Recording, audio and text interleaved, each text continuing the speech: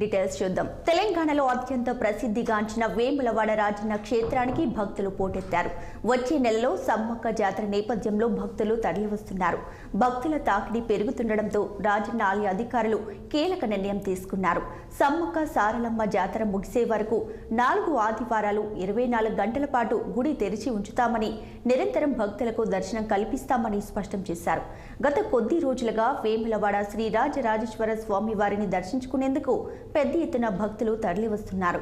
అయితే ప్రతి 2 ఏళ్లకొకసారి సమ్మక్క సారలమ్మ జాతర జరుగుతుంది.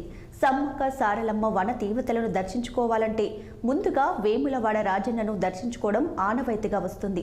దీంతో రాజన్న సన్నిధికి భక్తుల తాకిడి పెరిగింది.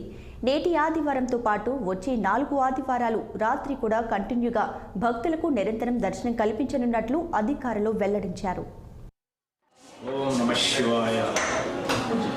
దక్షిణ కాశీగా పేరుగాంచిన శ్రీ రాజరాజేశ్వర స్వామి దేవస్థానం వేములవాడ రాజన్న సిరిసిల్ల జిల్లాకు అధిక సంఖ్యలో భక్తులు శ్రీ సమ్మక్క సారలమ్మ జాతరకు ముందుగా శ్రీ స్వామివారిని దర్శించుకొని కోడెమ్మకు చెల్లించుకొని స్వామివారి కృపకు పాత్రలు కాగలరు.